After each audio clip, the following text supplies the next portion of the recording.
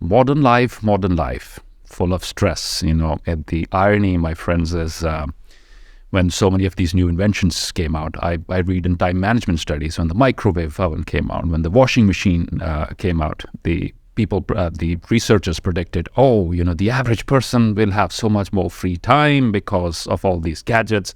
And now we're living in the era where we have information at our fingertips, we have artificial intelligence, we have intelligent bots that can answer our queries, make us feel better, so on and so forth. There is so much out there. We have more than we ever had before. And yet there is stress, and yet there is a feeling of dissatisfaction, and yet we see the number one cause of death in the world is suicide, is death by suicide. So it's the irony of modern times. But help is at hand today, because we have a wonderful person with us today to help us demystify what stress is and how meditation can help us strengthen ourselves. We have with us Emily Fletcher. Emily is the founder of Ziva and has taught the Ziva technique to over 40,000 people across the world. Her best-selling book, and I love the title, is Stress Less, Accomplish More. And I hope by the end of this conversation we can all do that, stress less and accomplish more. We'll share the link for that in the description for that book. And let me tell you, that book debuted at number 7 of all books on Amazon.com and has been translated into 12 languages ever since. In 2021, she launched Ziva Kids, the first meditation course of its kind for kids ages 4 to 14. Her work has been featured across all major media publications, the New York Times, Good Morning America, The Today Show, Vogue, ABC. She's been named as one of the top 100 women in wellness to watch and has taught at Apple, Google, and the Harvard Business School. A formerly stressed Broadway performer, and we'll talk about that too in the course of our conversation today, who was going grey at 27. Emily discovered a powerful practice that cured her insomnia and improved her health on the very first day. The Ziva technique, ladies and gentlemen, is a powerful combination of mindfulness, meditation, and manifesting, designed to help you get better at life, not just meditation itself. Her graduates include Oscar, Grammy, and Emmy Award winners, Navy SEALs, and NBA players. Emily's mission is to help as many people as possible across the world achieve extraordinary benefits like dramatically reducing stress, anxiety, and gaining deep, restful sleep. So I hope you will find some practical takeaways around that today. Her website is zivameditation.com. All of the links will be in the description below, but please join me in welcoming Emily Fletcher. Thank you so much for being here, Emily. Yeah, and let me begin by telling you that you radiate, sitting thousands of miles away, you radiate that positivity, that aura of peace, of self-assurance. Yeah. And it's a pleasure to have you. Thank you for seeing me. Thank you for doing the work that it takes to have the capacity to recognize that in someone else. I'm truly honored to be here. I've been looking forward to this and so excited for what's going to unfold in this together. Yeah, definitely. And for all of those who've tuned in, we thank you for tuning in, and we thank you for your time. We'd love to share, we'd love to see what your questions might be around the subject of meditation and self-development. Emily, my first question is, partly my introduction gave it away, is around we have more than ever before. We have more resources, we have more gadgets to amuse us and distract us, and so much more than probably our grandparents had. So why is that the human race is more stressed than ever before? What do you think are the root causes of this irony here? Well, recently I've been learning more about the phenomenon of loneliness. And interesting, all of our gadgets and the ability for us to be able to speak to each other on a computer thousands of miles away across the globe is such a blessing. There is a light side of that, but there's also a dark side of that, which means that we can sit alone in our homes with our computers and work for 10 hours a day, not go to the shop, not have an office where we're communing with people, not being in communities. And actually Harvard Business School, Harvard Science just concluded that loneliness is the number one predictor of unhappiness. That actually, if you have community, if you have people around you, this can make you so much happier. And what I found is that one of the byproducts of the pandemic, certainly we got isolated, but we also started to become a bit more afraid of each other. And, well, are they sick? Are they sick? Are they a threat? Are they not a threat? Right. And so it's actually fundamentally changed the way that our hearts are open to other people. Yep. And so that it's made barriers to those intimate connections. And the beautiful thing about meditation is that it can help you to feel safe inside of yourself. It can help you open your heart. It helps to strengthen your immune system. And so you feel less of a need to protect and to guard yourself from other people, which can help you create community and to feel that intimate connection that we so desperately need as humans to be happy. No, I completely agree with that being a little bit more suspicious part, because even if I sneeze on Zoom now or one of these virtual interviews, the person on the other side going, oh my God, I hope it's nothing infectious, right? But, and also the entire work from home thing has probably introduced us to the fact that we can live in isolation and get by. We can get work done, get paid at the end of the month, and not see a single human soul in the entire month. And that really is the scary part. I'm so glad you brought up the subject of loneliness as we kicked off, because that's the root cause of a lot of emotional instability, a lot of insecurities that people have. I think it was UK, they appointed a minister for loneliness a couple of years back. It's the size of a silent pandemic in its own way. The fact that so many people, especially in the developed world, are lonely, and that's really tragic. So let's... mentioned suicide as the number one cause of death, because if you really have a community, a strong, intimate community of people around you, family, friends, doctors, therapists, support groups, I think your chances of getting to a point where the pain of life is so unbearable that you're looking for some sort of an escape route, it's like your family and friends can become the escape route. They can become the net for you to share the feelings, to share the trauma. And just on this note, because I just on my elevator ride up here, there was a nanny who was pushing a baby in a stroller, and the baby just whined a little. She was like, "Mama." And the nanny said, "Stop it, stop that screaming." And she handed her an iPhone. This was like a 10-year-old. And because the nanny felt uncomfortable with the baby's emotions, with the baby's feelings, she repressed her emotions. She basically shamed her for having feelings, and then pacified her with an iPhone. Gosh. And I thought, how many billions of times a day is that happening? Shh, don't feel, don't cry, don't be sad, don't be mad, don't feel your feelings. And then we grow up as adults to feel afraid and ashamed of our feelings. We don't want to show that in community, or we don't even have the community support to show it. And I think that one of the big reasons why we're facing such extreme depression and anxiety and overwhelm and burnout is twofold. One, we're not actually trained or taught how to express or feel our feelings. Sure. And then two, we don't have a container or a safe community with which to do that. And three, we give them the iPhone. Here's an iPhone. To distract you. More tragedy, more stress pouring in. Like we were not designed to be able to take in this much information. Like our ancestors received as much information in their lifetimes as we do in 7 days. Sure. It's not natural for us to know every catastrophe on planet Earth in 30 seconds of scrolling. And so we have to mitigate for that. If we're going to choose to fire hose stress and suffering and devastation, then that energy has to go somewhere. It has to be transmuted.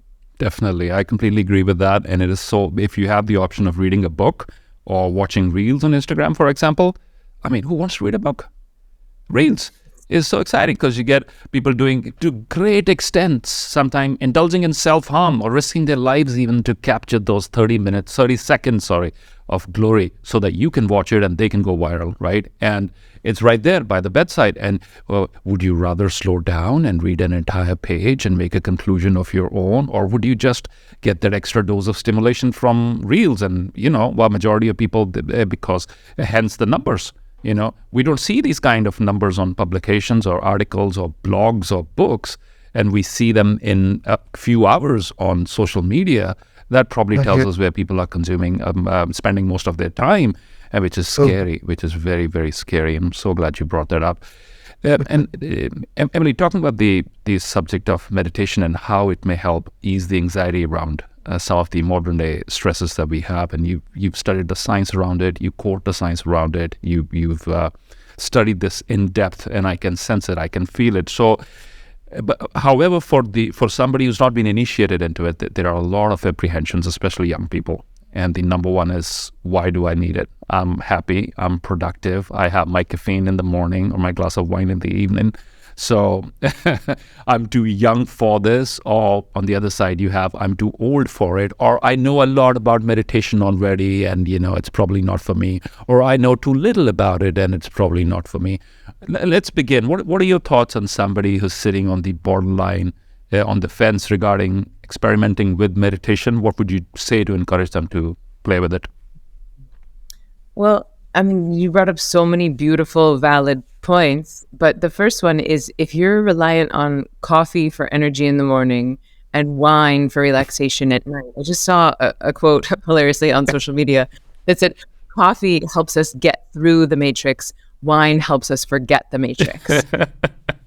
Meditation helps us to transcend the matrix. Wow, I love that.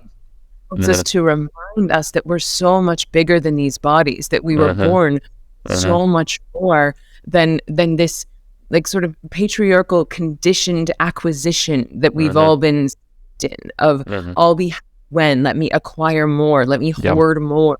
And the thing is, we've done that research. It doesn't work. You got the bike when you were 10, you got the girl when you were 18, you got the job, you got the house, and yet still last year was the least happy year in recorded human history. Really? Right. One was the saddest year in recorded human history. Oh my gosh. Well, like you said, we have vacuum cleaners and dishwashers, and we have the stuff, we have the trappings. Why are we not happy? I think it's because we're putting all of our attention externally. We're looking to that next boyfriend, that next social media reel, that next zero in the bank account to be happy. And meditation gives us access to that thing that we're all looking for, but it gives us access to it in the only place that it actually resides, which is inside of us. Wow. Right? Every spiritual text has been saying since the beginning of time, what you seek is in you. The kingdom of heaven is within. And yet, it's very hard to believe that if you haven't experienced that viscerally. And that is what meditation does, is that it's not just an idea. It's not more information. It's a visceral experience where you start to flood your brain and body with dopamine and serotonin, or bliss chemicals.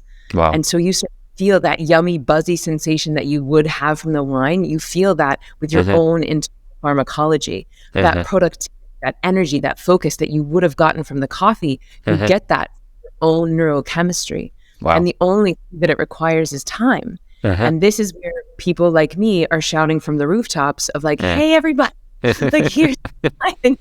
Because it's really hard to get people to break their addiction if they don't have yet a visceral understanding of just how good it can be.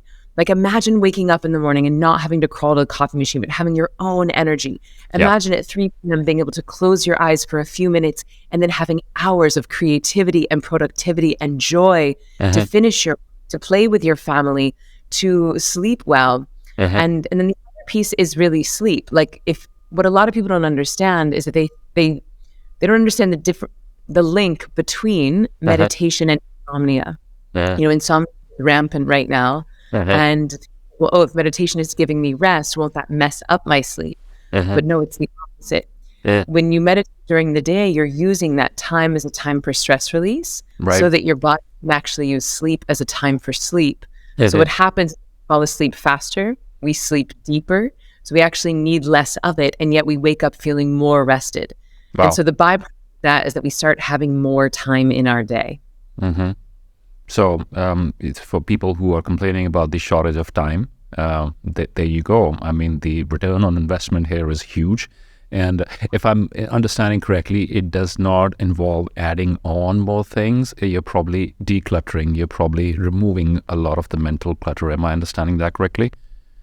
Well, for me, it's not about removing the mental clutter. And I'm very particular about that language, because I think that a big block, a big barrier to entry for so many people has been that they have the belief that they should have to clear their mind. And so, let me declutter my mind. Let me stop my mind from thinking. But actually, the mind thinks involuntarily, just like the heart beats involuntarily.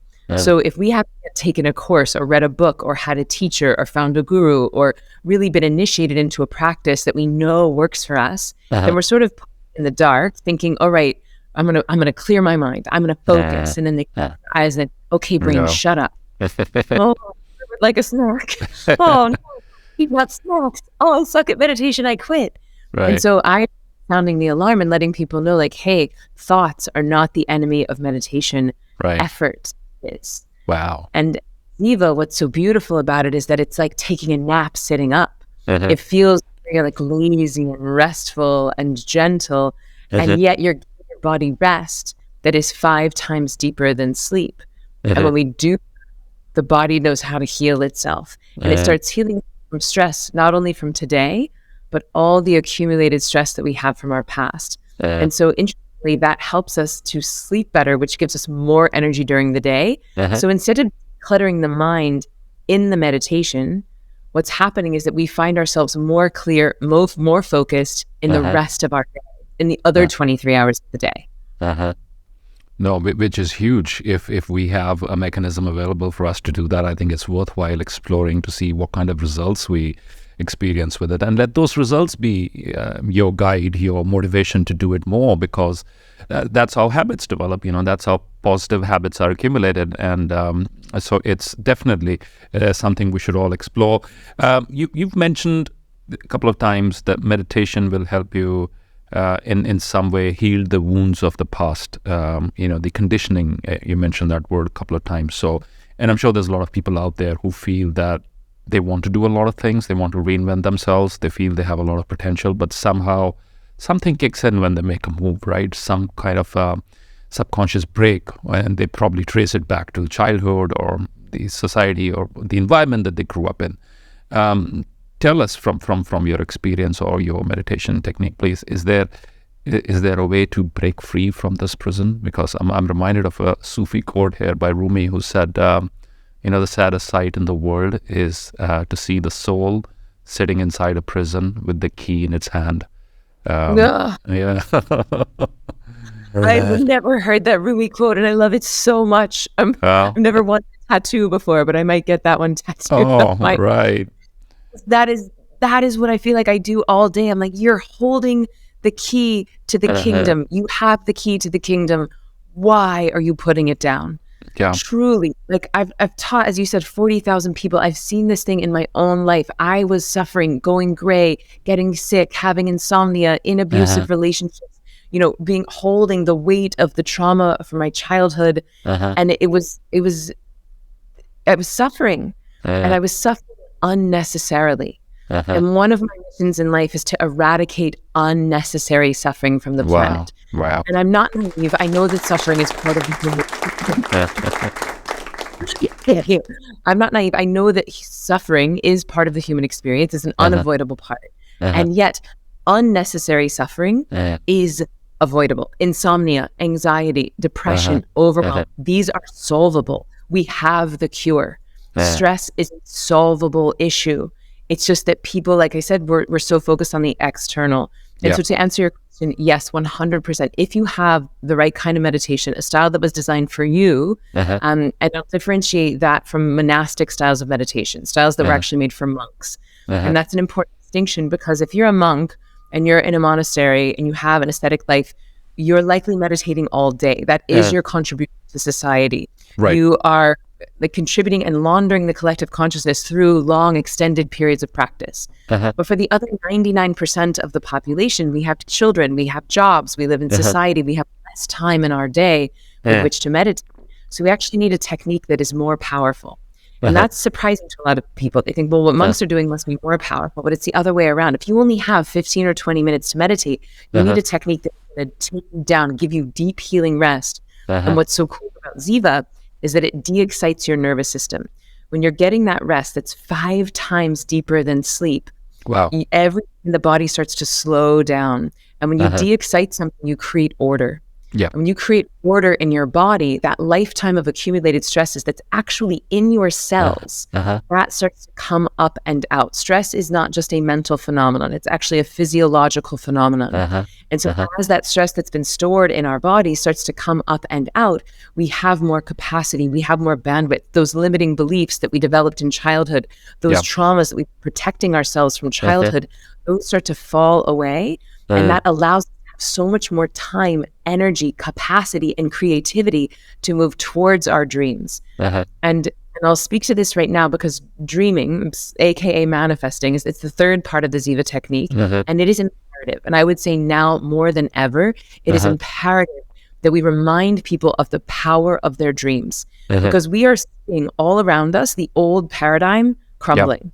You're seeing the old systems, the old ways of being, they're not sustainable anymore. They're not good for the species. They're not good for the planet. And so nature is destroying them. Right? Like Kali, she's coming through and the destruction operator is at play. And so I think that our generation, they're saying with climate change, this is the decisive decade, right? And so we get to decide this decade, what is this transition going to look like? The revolution is coming one way or the other. The question is, what is the revolution going to look like? And I would love to teach people how to dream from a place of safety, from a place of connection to divinity, so that we have a revolution that doesn't require a revolt, so that we could actually dream a new earth into existence from a place of connection and bliss and symbiosis between us and the planet. Wow, what a world that would be! And I've read them, and if we have the strength, the capacity to create that. Do you know? I read about this. Astronauts experience something called the overview effect. Yes. And they have spiritual experiences. Some of them who never had a spiritual side come back with a profound spiritual side, because all they've had, they were removed from their day-to-day, tiny, small perspective of looking at the world. And all of a sudden, they're out there in space and they can see this pale blue dot, as Carl Sagan said, and hanging in with a thin layer of atmosphere around it. And they're like, oh my God, where are the borders? I can't see the borders. I can't see the ethnicities. Why has the humankind been fighting each other ever since the dawn of civilization? It seems so pointless to them. And they come back with this profound realization of the oneness. Many of them have come back and written books and have had strong spiritual sides. It's called the overview effect. And it gave me goosebumps when I read about that the other day, that it's just a shift in perspective for an individual to realize, experience oneness, and how they begin to look at things differently. Your thoughts on this? Well, I just had the great honor of going to India. I was in Dharamshala, very 4 hours from you, and I got to meet with the Dalai Lama. And what I was so struck by is, his childlike wonder and his joy. He truly radiates that compassion. And what he kept saying again and again and again was one family, one species, 7 billion brothers and sisters, one family. 7 billion brothers and sisters, this fighting, this war, this killing each other. This is the old way. This is the old paradigm. It's not going to, it's not where we're heading. And so he just kept speaking to that unity. And it's like, how do we remind people to get on Team Earth, Team Human? I like to call Team Bliss. And how do we stress the enemy instead of other people the enemy, or another country the enemy? Because it truly, we were all fighting for our own happiness and our own bliss against the enemy of stress, versus letting stress make other people the enemy. The ripple effect of that on the planet is so thrilling to me and so exciting. What's possible, and I'm just happy to see that people like the Dalai Lama are starting to speak into this and really voice what's possible. And I have a lot of thoughts on this. That if we took just a fraction of the budget allocate towards military budgets, which is about $1.5 trillion annually that we spend killing each other. The Dalai Lama says, no matter what anyone has done to you, don't worry about killing them. They will die anyway. I love his sense of humor, by the way. He has this very powerful, childlike sense of humor at times, right? Draws you in. Don't worry about killing them. They will die anyway. And yet we're spending $1.5 trillion on military budgets a year. And it's going to take about somewhere between $4 to $6 trillion to us for us to invest in climate technologies to really turn things around on the climate front. So it's like, hey, what if we just took a couple of years reprieve from murdering each other and invested those resources in things, water and air, food, something radical like that. Yeah, no, very powerful thoughts. And I think leaders across the world need to start thinking on these lines. Many countries already have. And I also feel, perhaps, Emily, you would agree with this, that you only need a few people to kickstart a movement like that. You only need a few people who really, truly believe in it and show the way to the others. And then the tipping point happens and then more people join in. Then it's trendy. It's a trending thing. Yeah. Well, look at AI. Like if you go to social media the past few weeks, everyone's posting AI art of their own faces. I think it's funny that you can use artificial intelligence to make art of anything in the world. And what people are making is images of their own face, which really speaks to our own narcissism and that we're focused on ourselves. Right. But that trend has happened so quickly. And now and this is again the blessing and the curse of technology, is that it can speed up the rate of change. And that's one of the things that we're going to have to adapt to as humans. It's one of the things that can cause stress. But on the light side of that, the technology and the speed with which we can transmit ideas can really amplify these movements. Like I am holding a vision of 80,000 people in a football stadium together in blissful, ecstatic states of pleasure, holding a vision for the species and for the planet. Because I really believe that if we can do 80,000 people for the first go round, holding a while they're connected to God, heart open,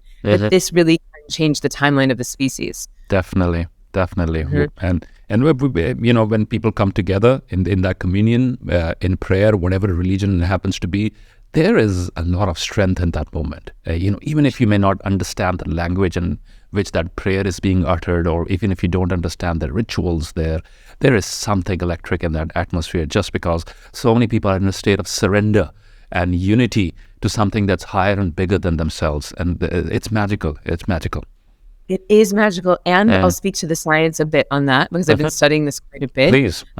And one of my missions is to help people get into coherence with themselves and each other, so that we can solve these big challenges that we're facing as a species and have a great time doing it. But one thing that happens is that when you're in these meditative states, your mirror neural activity increases. So a mirror neuron is the thing that allows us to receive pleasure from seeing someone else's pleasure, or feel pain from witnessing someone else's pain. That's a mirror neural phenomenon. When we meditate, our mirror neuron activity increases.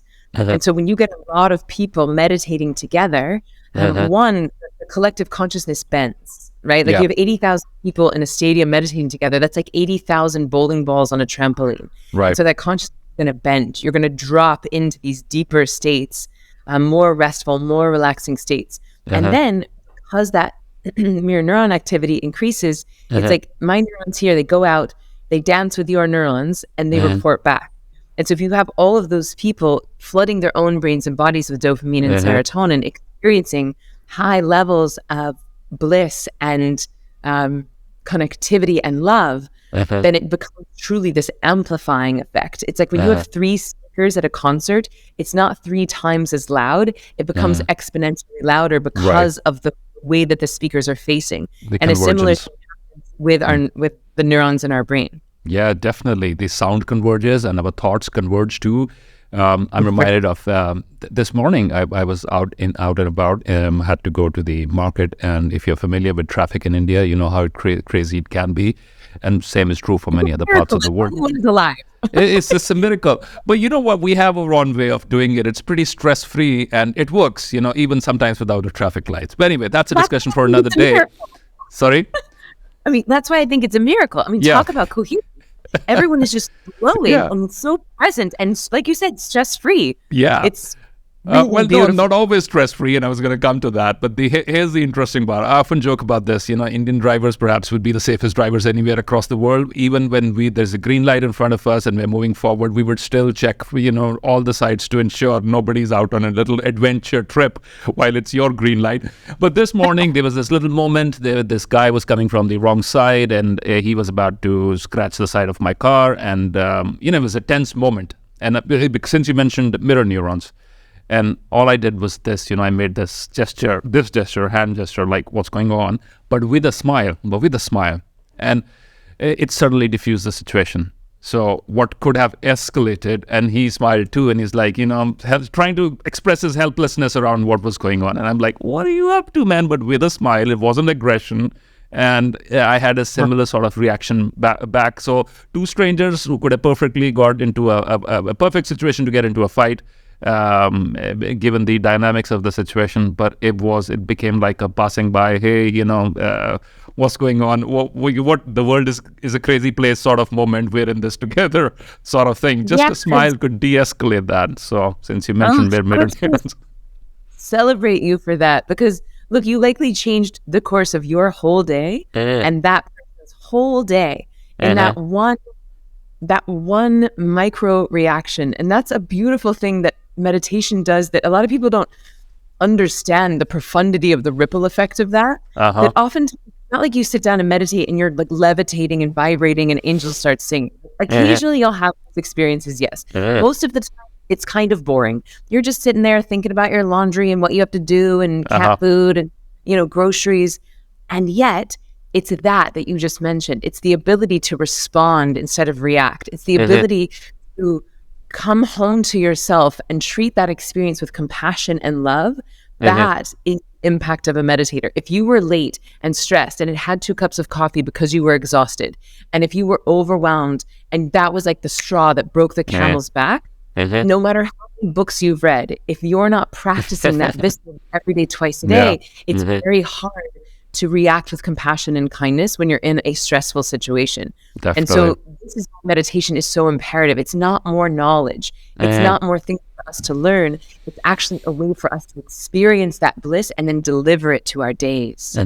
Absolutely. And I also say for the record here that I did not just smile at the guy because he was bigger than me. That was not the case. That was... Let the record show. Yeah, like the record reflect that was not taken into consideration. But anyway, you mentioned angels and that happens sometimes. I'm curious, what has been your most prolific, most profound moment in meditation? Was it early on? Has it been recent? Can you describe some of those powerful moments? What happens in those moments? Well, what's interesting now is that I'm having really profound experiences, like beautiful spiritual awakenings, very actively dancing with the divine. But it's not happening in meditation anymore. Now it's happening with my eyes open in my waking state. And that's another beautiful thing, that people think that the magic of meditation should happen with your eyes closed in the chair. And for me, most of the time, that's kind of boring. I'm just sitting there. It's, here I am again. Occasionally it feels really delicious and restful. But again, and this will probably go on my tombstone, we meditate to get good at life, not to get good at meditation. Wow. Right? To get good at life, not to get good at meditation. Once we close our eyes, it might be a little boring, but then the magic, the miracles, the angels, the communing with the divine that is available to us as a result of the meditation, that's what I'm interested in. And so some of the experiences that are happening lately are mostly like when I'm facilitating. If I'm starting to do sacred sexuality and embodied manifesting retreats, and so when I'm facilitating breath work for people, or facilitating pleasure prayer for people, or even just doing a session like a trauma healing session for myself, I can feel, like, for lack of a better word, like beings. I can feel divine presence around me. Feel my body being moved by these beings. I feel a very strong connection with Isis, which is an Egyptian goddess of motherhood and magic. And for me, I was sort of spiritually raised in this Vedic pantheon of, getting to know and understand the archetypes of Kali and Shiva and Parvati and Saraswati. And my understanding of these archetypes is that we anthropomorphize these ideas to be expressive of pieces of ourselves, right? That it's not external things to be worshipped, and yet it's helpful for us to have, Lakshmi is this piece of me that represents abundance. Shiva represents the piece of me that destroys irrelevance. And so for me, Isis, even though she's not part of like the Indian or Vedic pantheon, she's from Egypt, but I feel this beautiful, strong connection with her. And again, I think all of this knowledge is universal knowledge, right? All these archetypes, they're universal archetypes. They are so indeed. all of regardless of our race or nationality or religion, like we can tap into these pieces of ourselves. And so as of late, I really have been feeling Isis very strong, and I can almost feel her wings wrapping around me. And speaking of the trauma piece earlier, for me, the byproduct of that, it's not about this one archetype. It's not about the being. It's about the sense of safety that I feel being held by a presence of the divine, and what that allows my nervous system to do, to allow myself to release old trauma, to release old holding, so that I can be my most loving, my most compassionate, my most present self right now. And I think what spirituality brings into the equation is you don't have to follow certain dogmatic religions, traditions of one particular region, especially the one that you're born in. You're free to explore, and it's like a buffet of, you pick whatever philosophy or whatever representation of the higher form, if that excites you, or if you feel a strong connection to it. Yeah, I remember when I was 5 years old. I'm from Tallahassee, Florida, and I was raised Southern Baptist, so Christian and a very specific flavor of Christianity. And I remember even at 5, it didn't really resonate with me. And I asked my mom, my son's 4 now, so I'm very familiar with what a 5-year-old feels like. And I said, Mom, how do we know we're Baptist? It's like, were we born Baptist? And I said, can I go to the temple? Can I go to the synagogue? Can I go to the Church of Latter-day Saints? And she let me, like, much to her credit, she let me go and try out and experience other communities and other ways that people experience the divine. And actually, hilariously, that I have a disco ball behind me, because when I first started teaching, I made a video that says, God is a disco ball. Interesting. And what I meant by that is that we're all looking at the same thing. And you might see red, and you might see green, and you might see purple, and you might see a silver ball, but we're all actually looking at the same thing. But the thing is that if you experience that divinity, it feels so true. It feels like the capital T truth. And I think that's why people are willing to fight and die over their experience of the divine, because it feels so true to them. And so what I love for people to do is, through meditation, to pull the lens back and realize how many different fractals, how many different reflections of God there can be. And how do we celebrate all of them and remember that we are actually seeing different facets of the same thing. That truly is transcending to a different level. That truly is the transcendence there. I'm reminded of a quote by Dr. Wayne Dyer when talking about the subject of religion and spirituality. He said, "Say not that I have found the way, say that I have found a way." And really, that really will help people look at it differently. When I first heard it, I was like, wow, I wish more people can look at the world around them this way. I spoke to Neil Donald Walsh the other day, and we were having a conversation. His book came out around the God solution. And Neil was mentioning something about the wave merging back into the ocean, how we all are waves and we must merge back into the ocean. And he was speaking from the perspective of what he had written in his book based on his own meditations and his conversations with God. And I shared with Neil 2 other couplets from 2 very different philosophies. One was from Rumi, who said a similar thing. He said, you're not a drop in the ocean, you're the entire ocean in a drop. And Neil was like, wow, I've never heard that one before, and it's capturing the same thing in a single sentence. And then I shared with him a couplet from Sikhism, from Gurbani of the Sikhs, which again was talking about the same thing, that we are all waves of the ocean, and eventually we must merge back into the ocean itself. And we had such a profound conversation that day, Emily. I even sent him the translation of those Sikh scriptures, which I quoted. He was so interested in knowing more about it. Long story short, the realization that this exact same thing could have been said by major religions or major thought schools across the world in a vastly different way, in vastly different words, in vastly different language, but the same thing, the same essence of it, when centuries apart sometimes, hundreds of years, thousands of years apart. But it is the exact same thing, which probably leads us to the conclusion that somewhere it's all tapping into one divine knowledge, one divine source. Yes, thank you so much for highlighting and seeing that thread and putting those pearls together on the necklace. And I'll share the Emily Fletcher version of that, which is that we're all God pretending to be human.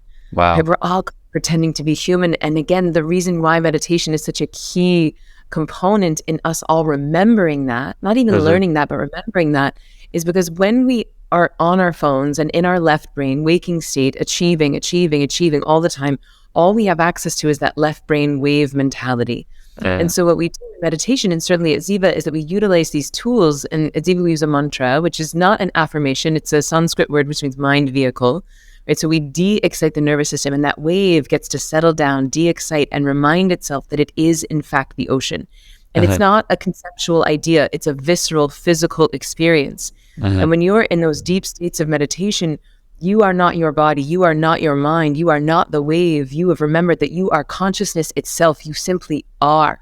But we don't want to stay there, right? We don't want to stay there. That's a coma. Right? We got to come back out. And so the meditation ends and we let go of the techniques. We drop the anchors and we go back into the waking state. And then we're the wave again. We're conscious again. We're back in the wave. And yet that wave has more of a memory of its oceanic nature, right? That drop is remembering that it is the ocean. And when we get really good at practicing that every day, twice a day, individuality, totality, wave, ocean, what happens is a simultaneity, a merging of your states of consciousness. The left and right brains start to marry each other. You actually thicken and strengthen something called the corpus callosum, which is the strip that connects the right and left hemispheres of the brain. Other than this tiny little white piece, they're separate entities. Your left brain and your right brain are different things. They're two different things. And the only thing that connects them is the corpus callosum. And we've known for a long time that meditators have thicker corpus callosums than non-meditators. Interesting. Now, why is that?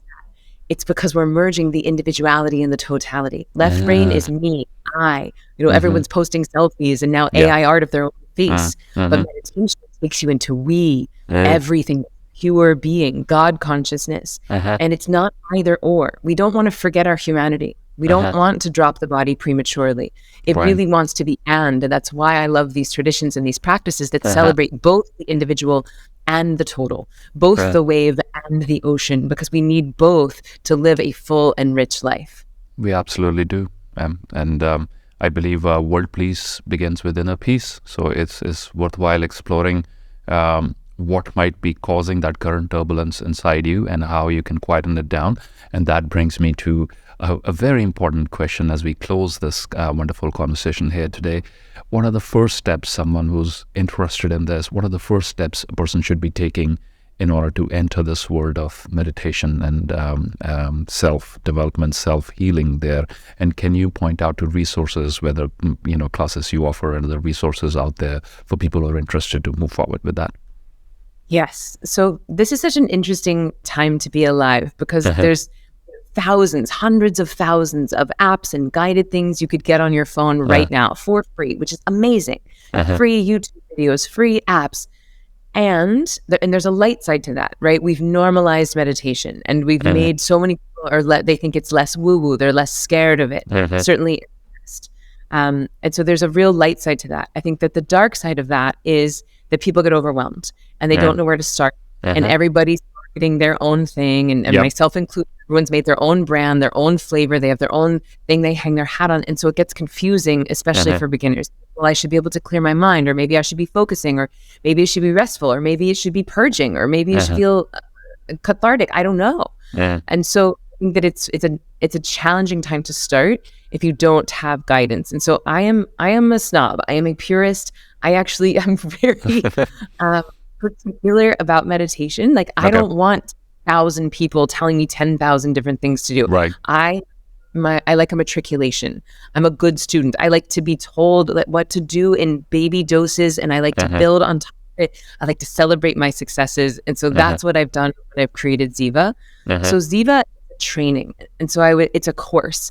And the idea is that once you graduate, you don't need me or your phone or YouTube video or headphones or binaural beats. You don't need any technology in order to meditate once you graduate. You are going to be self-sufficient. You're going to be an independent meditator, which means that you can close your eyes and access God no matter where you are, on a plane, on a train, on a bus, with your kids in the next room. And that's really important, right? Because there's going to be days that your phone's not charged. There's going to be days that you don't have phones. And so teach people how to do these things in the middle of their busy lives. So I would say step one for someone who's curious is invest the time in doing a training. Find a teacher. If it's not me, great. If there's someone else that resonates with you, awesome.